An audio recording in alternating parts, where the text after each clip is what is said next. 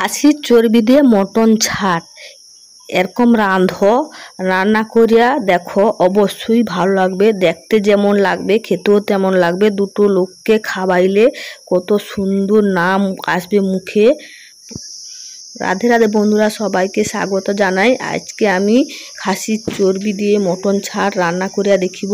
তোমার দেখতে প্রথমে আমি একটা অত বড় চর্বি নিয়েছি। চর্বি লিয়া ভালো করে কুটিয়া নেব, একটু বড় বড় করে রাখবো। দিয়া করে ধুয়া করে ছাঁকিয়া পালিয়ে রেখে দেবো।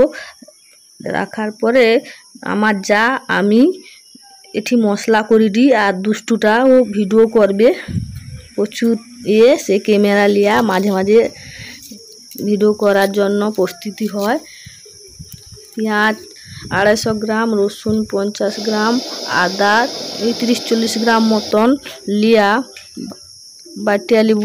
রসুনটা আদাটা দিয়া সসপ্যানে করে এক সসপ্যান গরম জল বসিয়ে দিলি। গরম জলটা ফুটি করিয়া ছাটের মধ্যে দিয়ে দিলা, চর্বিটাও দিয়া দিলি।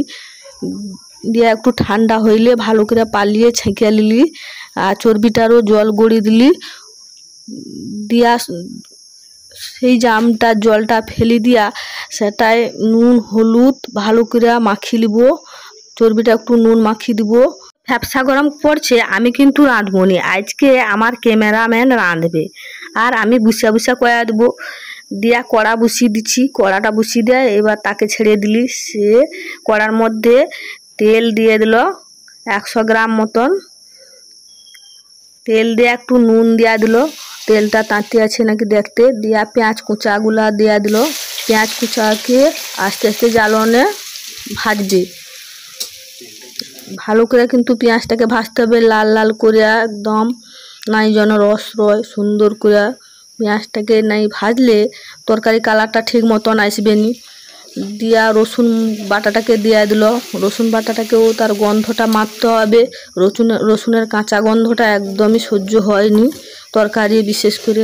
রসুন বাটাটা দিয়া আদা বাটাটাকে দিয়া দিল। আদা বাটাটা দু ফেরা লাড়িয়া লঙ্কা গুঁড়ি হলুদ গুঁড়ি মাপিয়া দিচ্ছি আমি ডিবার চাপায়। দিয়া সেটাকে ভালো করে লাড়িয়ে নিল। আমি এটি লাল লঙ্কার গুঁড়া ব্যবহার করিনি, এমনি লঙ্কার গুঁড়া ব্যবহার করছি। দিয়া ভালো করে মশলাটা মাখা হয়েছিল। মশলা ধোয়া জলটাকে দিয়া দিল। জলটাকে দিয়া আস্তে আস্তে জ্বালনে মশলাটাকে করবে। এবং টমেটো কুচা একটা ছিল সেটাও দিয়ে দিল, আর একটু নুন দিয়ে দিল। নুন দিয়া মশলাটাকে একটু হালকা জ্বালনে ভাজতে হবে, যাতে মশলা থেকে তেলটা ছেড়ে যায়, যাতে কড়াই না লেগে যায় মশলাটা। মশলা থেকে তেল ছেড়ে গেছে। এবার ভুঁড়ি নুন হলুদ মাখানো ছাঁটটা দিয়া দিল। ছাঁটটাকে দিয়া আস্তে আস্তে জ্বালন দিয়া ভালো করে একটু ধৈর্য ধরে লাড়তে হবে। দেখবো অনেক জল বাড়িবে, সেই জলটাকে না বুসা মারতে হবে। ঢাকিবনি, ঢাকিনে তের গন্ধটা কিন্তু বাড়িবে নি। ঢাকি নাই, আমি এটি ঢাকাইনি, গন্ধটা বাড়ি যাবার জন্য ঢাকাইনি। দিয়া আস্তে আস্তে লাড়িয়া জলটাকে মারবো। এরকম ভুঁড়ি তরকারি বা ছাট, আমরা খাসির ভুঁড়ি বলি, তো মানে ছাট দিয়া ক্যামেরাম্যান তো গরমে উঠা পড়লো, ক্যামেরা ধরলো। এবার আমি খুন্তিটা ধরতে এলো আমাকে লাস্টে আর কি। এত গরম যা কেউ সহ্য করতে পারেনি। দিয়া জলটা মরিছে, আর একটু জল দিয়ে দিলি। দিয়া জল দিয়া কড়াই যে মশলা আছে ভালো করে খুন্তি দিয়া কুলাড়ে নিলি, আটকু জলটা মারিয়ে নিলি। মারার পরে দেখো এটি আমি ঘরে ঘি তৈরি করছি, সেই ঘিটা 3 চামচ দিয়া দিলি। তোমার চাইলে দোকানে কেউ দিতে পারো সেই ঘি। একটু ঘিটা দিনে এত সুন্দর ফ্লেভার বা গন্ধটা এত সুন্দর আসে, সে কইতে পারা যাবে না। ভুঁড়ির গন্ধটা এই কারণে কাটি যায় যে ঘিয়ের গন্ধটা চলে আসে। দিয়া চর্বি গা নুন মাখি রাখলি দিয়া দিলি, 2টা তেজপাতা দিয়া দিলি। দিয়া 2 ফেরা লাড়িয়ে নিব। বেশি আগে দিলে চর্বিটা গয়াবে, তাই আমি চর্বিটা প্রথমে দেইনি। 2 ফেরা লাড়িয়া আবার পরিমাণ মতো জল দিয়ে দেবো। পরিমাণ মতো মানে 1 মগ জল দিয়ে দেবো, গা মাখা যেন রয়।